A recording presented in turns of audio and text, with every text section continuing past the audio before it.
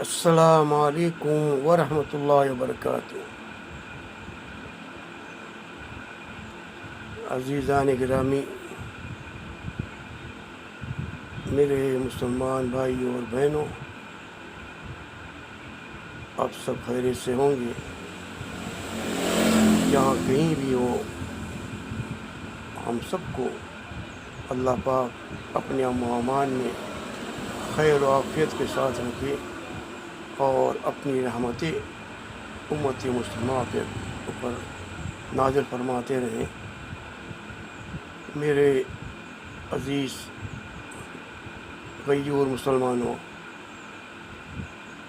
ہم پہ اللہ کی رحمتیں اس وقت برسے گی اور اللہ کی رحمتیں اس وقت نازل ہوگی جب ہم اللہ سبحانہ وتعالیٰ کے فرما بردار بنیں گے اور اللہ کے رسول صلی اللہ علیہ وسلم کے مطابق اپنی زندگی کو ہم گزاریں گے۔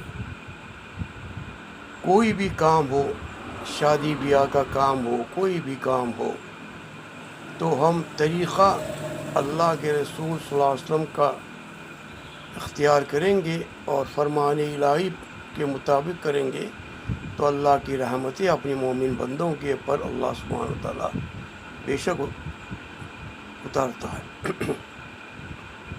یہاں میں آپ کو بتانا چاہوں گا، جو دنیا کے اندر دو قسم کے بھکاری ہوتے ہیں۔ ایک جو مانگنے والا ہوتا ہے، جو مانگ کے اپنی زندگی بسر کر لیتا ہے، اور دوسرا جو ہوتا ہے جو جہیز مانگتا ہے، یعنی جس لڑکی کے ساتھ وہ اپنی زندگی گزارنا چاہتا ہے، شادی کرنا چاہتا ہے، اسی کے ماں باپ سے وہ جہیز کی لعنت کو طلب کرتا ہے، ڈیمانڈ کرتا ہے کہ مجھے گاڑی چاہیے، مجھے پلنگ چاہیے، مجھے فلانا چاہیے، مجھے فلانا چاہیے۔ اس بے غیرت مرد کو شرم اور حیا کی کوئی چیز نہیں ہے، کیونکہ یہ اپنے کچھ کمانے کے لائق رہتا نہیں ہے، بس اپنی عورت کی کمائی کے اوپر اپنی زندگی کو بسر کرنا چاہتا ہے۔ تو میں ایسے مرد کو کہوں گا کہ یہ مرد نہیں ہے، یہ مرد نہیں ہے، یہ تو ہجڑا ہے۔ ارے مرد وہ ہے جو اپنی بال بچوں کے واسطے محنت کر کے کماتے ہیں، خوددار ہوتے ہیں، خود غرض ہوتے ہیں۔ کسی کے باپ بھی اپنی بیوی کو بنا لانے کے بعد اس کے باپ اور ماں کو تنگ کرنا، ان کے پاس بار بار جہیز مانگنا، رقم مانگتے رہنا، اور کسی کی بیٹیوں کو ٹارگیٹ کر کے ان کو خودکشی کرنے پہ مجبور کرنا، اس سے بڑا نامرد کون ہو سکتا ہے؟ میں مسلمان سوسائٹی سے پوچھنا چاہتا ہوں، جب قاضی صاحب نکاح کے لیے آتے ہیں تو اس کی تحقیق کیوں نہیں کرتے ہو کہ اس بچی کے ساتھ جو آپ نے جس لڑکے سے شادی کی ہے، کیا اس کے بارے میں آپ نے دہیج کی بات کی ہے؟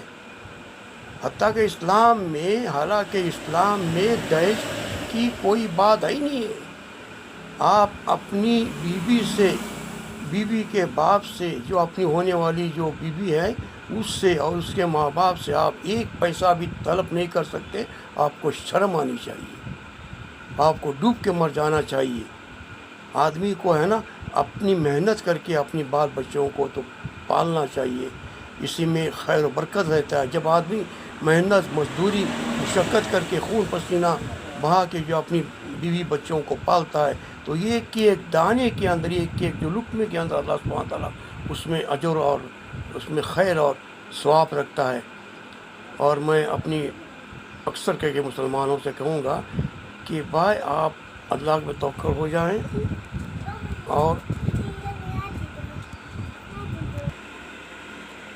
میرے بھائیوں اور بہنوں، جب ہم کہتے ہیں کہ ہم مسلمان ہیں، اسلام کے اندر ہی ہے، اسلام کے اندر وہ ہے، تو شادی بیاہ کے معاملے میں آپ اسلام کو کیوں نہیں لاتے ہو؟ یعنی دہیج مانگنا اور جو لائی ہوئی لڑکی کے ساتھ ظلم زیادتی کرنا، کیا یہ اچھی چیز ہے؟ اور جو عائشہ کے ساتھ ہوا، اور عائشہ کے جو سسرال والوں نے، جو عارف اور اس کی جو والد اور والدہ ہیں، تو برابر کے وہ مجرم ہیں اور سزا کے جو حقدار ہیں. ایسے لوگوں کو سخت سے سخت سزا دینی چاہیے اور مسلم برادری جو ہے ان کے ساتھ جو ایک دم بائیکاٹ کرنی چاہیے.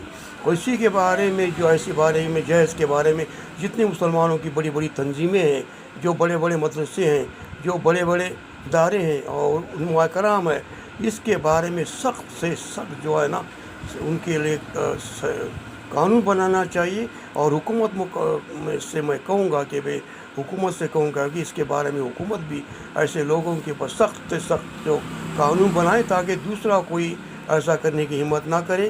عائشہ تو چلے گی، وہ تو آنے والی نہیں، ہم اس کی مغفرت کی دعا کرتے ہیں. لیکن پھر بھی میں آخر میں کہوں گا کہ میں مسلمانوں سے ہر سب سے میں کہوں گا کہ آدمی پریشان ہو کے اور مصیبت میں ہو کے آزمائش میں آ کے ایسا قدم بالکل نہ اٹھائیں جو اپنی اللہ کی دی ہوئی جان کو ضائع کرے. یہ اسلام اس کی اجازت نہیں دیتا. میں ہر دھرم والے سے کہوں گا کسی کو بھی اپنی جان لینے کی حق نہیں ہے. جان لینے والا، جان دینے والا وہی رب العالمین ہے. اسی کے پاس ہماری جان جو امانت ہے وہ جب بھی چاہے وہ لے سکتا ہے. وہ ایک اچھی موت ہوتی ہے. لیکن ہم جذبات میں آ کے ایسے حرام موت مرنا اور اللہ کو ناپسندیدہ موت مرنا، یہ مسلمانوں کی شان نہیں ہے، بلکہ کسی کی شان نہیں ہے. آدمی ہمت سے کام کرے. اور میں کہوں گا جو لڑکا کسی لڑکی سے شادی کرنا چاہتا ہے، مسلمان ہے، واقعی میں اگر وہ مسلمان ہے اور اللہ کو ڈرنے والا ہے، روز قیامت میں اللہ کے سامنے کھڑے ہو کے جواب دینا ہے، تو اللہ کے رسول صلی اللہ علیہ وسلم کی سنت کو اپنا لیں، صحابہ کرام کی سنت کو دیکھ لیں، خلیفہ راشدین کی جو سنتوں کو دیکھ لیں. کہیں سے آپ کو نہیں ملے گا کہ آپ لڑکی سے ڈیمانڈ کر لیں، پیسہ لے لیں اور ان کو ٹارگیٹ بناتے رہیں. یہ سب اللہ پسندیدہ اعمال نہیں ہے. ہم آخر میں یہ دعا کرتے ہیں کہ اللہ تو امت مسلمہ کو صحیح سمجھ عطا فرما اور اپنی بچیوں کو قرآن تعلیم کی ضرور تعلیم دیجیے، کیونکہ اس کے اندر اللہ رسول کا فرمان آ جائے گا. وہ حرام موت نہیں مرے گا، ایسا قدم نہیں اٹھائے گا. اللہ سے ہم دعا کرتے ہیں کہ اللہ امت مسلمہ پر رحم کرے. وآخر دعوانا الحمدللہ رب العالمین.